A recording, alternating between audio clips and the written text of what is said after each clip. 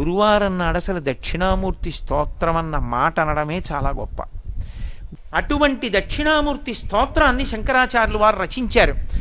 శంకరాచార్యుల వారి గురించి బాగా తెలుసున్న పెద్దలు ఒక మాట చెప్తారు. వారు 5వ సంవత్సరం వచ్చేటప్పటికి వారికి సంస్కృత భాష, వేదములు, పురాణములు, కావ్యములు అన్నీ కరతలామలకములైపోయాయి. ఆయనకు పుస్తకం అక్కర్లేదు, అలా వ్యాఖ్యానం చేశారు. ఏకసంధాగ్రాహి, ఒక్కసారే చూసేవారు ఆయన, అంతే. అటువంటి శంకరాచార్యుల వారి జీవితం మొత్తం మీద 18 మాటలు చదివింది ఒక్కటే ఒక్కటి ఉంది. 18 మార్లు చదివారు దాన్ని అంటారు. 2 మాటలు 3 మాటలు కాదు, అదొక్కదాన్నే 18 మాటలు చదివారు. ఏది అంటే స్కాంద పురాణాంతర్గతమైనటువంటి సూత సంహిత. శంకరులు ఒక్క సూత సంహితనే 18 మాటలు చదివారు. 18 మాటలు చదివి అప్పుడు బ్రహ్మసూత్ర భాష్యం దక్షిణామూర్తి స్తోత్రం రాశారు. శంకరులు దక్షిణామూర్తి స్తోత్రం రాయాలంటే 18 మాటలు సూత సంహిత చదవలసి వచ్చింది. మిగిలిన స్తోత్రాలన్నీ ఒకెత్తు తక్కెట్లో, ఒక్క దక్షిణామూర్తి స్తోత్రం ఒక్కటే ఒకెత్తు. ఎందుకో తెలుసా? మిగిలిన ఏ స్తోత్రమైనా భగవంతుణ్ణి పొగుడుతుంది. ఇప్పుడు నేను శ్రీరామ రక్షాస్తోత్రం అన్నాను అనుకోండి, రాముడి గుణగానం చేస్తుంది. ఏదో షట్పది స్తోత్రం అన్నాను అనుకోండి, కృష్ణుడిని వర్ణిస్తుంది. లేకపోతే పంచాక్షరి స్తోత్రం అన్నాను అనుకోండి, శివుణ్ణి వర్ణిస్తుంది. దక్షిణామూర్తి స్తోత్రం అలా వర్ణించదు. నాకు నా గురువుకి తేడా లేదంట. అందుకే ఆ శ్లోకాలు మీకు జ్ఞాన సాధకములు. అవి కొన్ని కోట్ల జన్మలు తపస్సు చేస్తే వచ్చేటటువంటి జ్ఞానం ఆ శ్లోకాలు రోజు చదువుకోవడం వల్ల వస్తుంది. నే చెప్పట్లేదు, శంకరులు చెప్పేశారు ఆఖరి శ్లోకంలో. సర్వాత్మత్వమితి స్ఫుటీకృతమిదం యస్మాదముష్మిన్ స్తవే తేనాశ్వశ్రవణాత్ తదర్థమననాత్ ధ్యానాచ్చ సంకీర్తనాత్ సర్వాత్మత్వమితి స్ఫుటీకృతమిదం అన్నారు. ఈ శ్లోకాల్ని, ఈ స్తోత్రాన్ని, దక్షిణామూర్తి స్తోత్రాన్ని ప్రతిరోజు ఎవరైతే ఈ స్తోత్రాన్ని చదువుకుంటున్నారో, చదవడం చేత కాని వాళ్ళు, చదువుకోవడం వచ్చిన వాళ్ళు చదివితే వింటున్నారో, విని ధ్యానం చేయగలుగుతున్నారో, ధ్యానం చెయ్యలేకపోతే కనీసం పఠిస్తున్నారో, వింటున్నారో, ఇలాంటి వాళ్ళందరికీ కూడా సర్వాత్మత్వమితి స్ఫుటీకృతమిదం, ఆత్మ అనుభవంలోకి రావడమే కాదు, దానితో పాటుగా సమస్త సిద్ధులు కూడా కలుగుతాయి. ఈ ఒక్క స్తోత్రం అంత శక్తివంతమైనదని ఒక్క భోరంభంసనలో నిలోంబరమహార్నాథో హిమాంసొప్పుమాన్ అన్న శ్లోకాన్ని సగుణోపాసనం ఇచ్చారు, అష్టమూర్తి తత్వాన్ని. మిగిలిన శ్లోకాలు విశ్వందర్పణ దృశ్యమాన నగరీ తుల్యం నిజాంతర్గతం పశ్యన్నాత్మని మాయయా బహిరివోద్భూతం యథా నిద్రయా యస్సాక్షాత్కురుతే ప్రబోధతమయే స్వాత్మానమేవాద్వయం తస్మై శ్రీగురుమూర్తయే నమయిదం శ్రీ దక్షిణామూర్తయే అంటూ వారు చేసిన శ్లోకాలు కేవలము స్తుతిపాఠములు కావు, జ్ఞాన ప్రబోధకములు.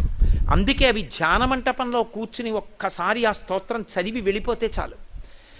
దక్షిణామూర్తి యొక్క పరిపూర్ణానుగ్రహం కలిగి కొన్ని కోట్ల జన్మలెత్తవలసిన వాడు, నన్ను నమ్మండి, నాకు శంకరులు ప్రమాణం, నేను నా సొంత మాట చెప్పట్లేదు, ఈ జన్మలోనే ఆఖరి ఊపిరిలో జ్ఞానం కలిగి పరమేశ్వరుని యందు ఐక్యమైపోతాడు, సందేహం లేదు.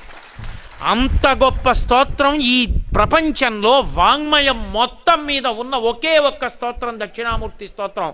ఇంకొకటి లేదు లేదు లేదు, తత్తుల్యము కాదు, అదొక్కటే అంత శక్తివంతం. అందుకే శంకరాచార్యుల వారి వాంగ్మయం అంతా ఒకెత్తు, సామాన్యుల కోసం ఇచ్చిన దక్షిణామూర్తి స్తోత్రం ఒక్కటి ఒకెత్తు. అంతేకాదు, దక్షిణామూర్తి స్తోత్ర వైభవం ఏమిటో తెలుసా? ఏల్నాటి శనిలో ఉన్నవాడు, శని వక్రించిన వాడు కూడా బెంగపెట్టుకోక్కర్లా. శని వక్రించడం అంటే శని ఆ రాశిలోంచి ఇంకో రాశిలోకి వెళ్ళి వెనక్కి వస్తూ ఉంటాడు. తులారాశిలోంచి కన్యారాశిలోకి వెళ్ళి కన్యారాశిలోంచి తులారాశిలోకి వస్తాడు. అలా వక్రిస్తే ఆరోగ్యం దెబ్బతింటుంది, చాలా ఇబ్బంది పడతాడు ఆరోగ్యం విషయంలో. శని వక్రించిన వాళ్ళు, అష్టమ శనిలో ఉన్నవాళ్ళు, అర్ధాష్టమ శని వాళ్ళు, ఏలినాటి శని వాళ్ళు ఎవరైనా సరే శంకరాచార్యులు వారు హామీ ఇచ్చేశారు. దేన్ని ఆధారం చేసుకున్నా తెలుసా? జ్యోతిష శాస్త్ర పరిజ్ఞానం శంకరులకు అంత దిట్ట, వారికి తెలియని శాస్త్రం లేదు. వారు అపర శంకరులు, కాలడి శంకరుడు, కామకోటి శంకరుడు, కాలడి శంకరుడు, శృంగేరి శంకరుడు. కాబట్టి మహానుభావుడు ఆయన జ్యోతిష శాస్త్రం అంతా తెలుసు. కాబట్టి ఈ జాతికంతటికి ఆయన ఒక వరం ఇచ్చారు. మీకు ఏ గ్రహం ఏ పాపగ్రహం జాతకంలో బాధ పెడుతుండనివ్వండి, గురుగ్రహం యొక్క అనుగ్రహం మీకు ఉన్నంతకాలం మీ జాతకంలో ఇతర గ్రహములు ఏమీ చెయ్యలేవో. అందుకే జ్యోతిష శాస్త్ర పరిజ్ఞానం వేరు, జ్యోతిష శాస్త్ర పరిజ్ఞానం పౌరాణిక జ్ఞానంతో, అందుకే వేదానికి ఉపాంగం. వేదానికి ఉపాంగంగా జ్యోతిషం తెలుసుకోవడం వేరు. దాని వలన ఏమవుతుందంటే రోజూ దక్షిణామూర్తి స్తోత్రం చేసేవాణ్ణి శనీశ్వర గ్రహం కూడా చెనకదు. కారణం ఏమిటంటే బలహీనంగా ఉన్న గురుగ్రహాన్ని అది బలవంతం చేస్తుంది జాతకంలో.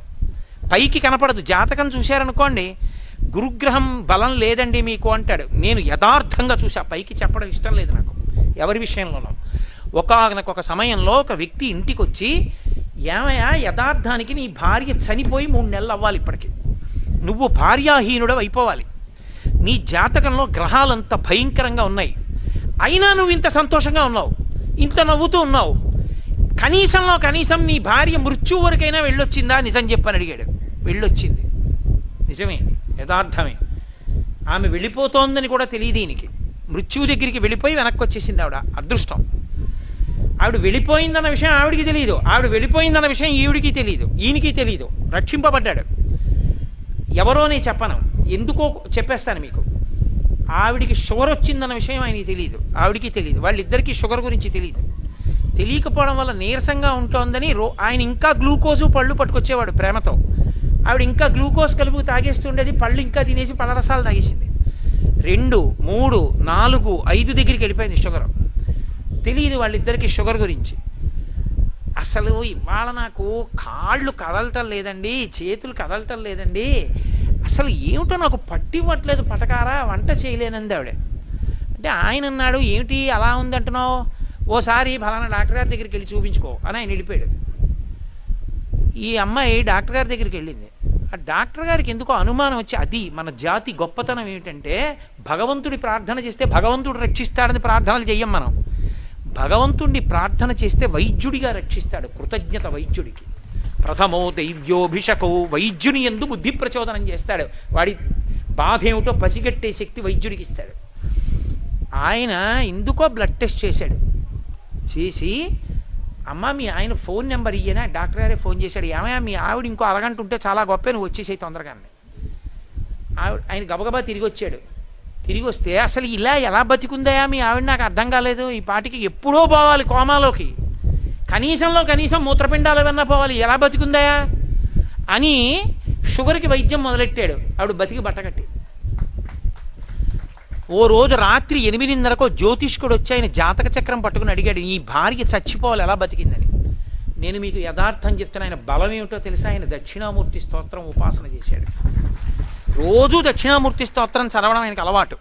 అది గురుగ్రహాన్ని ఛార్జ్ చేసేసింది. గురుడు శక్తివంతుడై కూర్చున్నాడు జాతకంలో. గురుడి అనుగ్రహం ఉన్నంతకాలం పాపగ్రహాలు ఏం చేయలేవు, అడ్డుపడిపోతాడంతే. గురువుగారి రక్షణ ఉంటే ఇంకేంటండి, గురువుగారికి వాత్సల్యం ఉందనుకోండి, దేవతలు అనుగ్రహిస్తారంతే. కాబట్టి జాతకంలో గురుగ్రహం యొక్క అనుగ్రహం ఉంది, పాపగ్రహాలు ఊరుకున్న ఏం చేయలేపోయి. ఇంకా ఒక్క శంకరాచార్యుల వారే ఈ జాతికో పెద్ద వరం ఇచ్చారు, నేను వెళ్ళిపోతాను, వీళ్ళని ఎవడు బాగు చేస్తాడని. దక్షిణామూర్తి స్తోత్రం చదువుకుంటే గురుగ్రహం శక్తి పొందేస్తుంది. రోజు ఒకసారి దక్షిణామూర్తి స్తోత్రం చదివారనుకోండి చాలు, అంతే. ఆడవనివ్వండి, మగనివ్వండి, పిల్లలవనివ్వండి, ప్రయోజకులు అవుతారు, చక్కగా ఉంటారు. ఏమి పెద్ద ఇబ్బంది పడిపోయి భయంకరమైన స్థితిలోకి వెళ్ళిపోకుండా కాపాడుతుంది దక్షిణామూర్తి స్తోత్రం. అంత గొప్పది.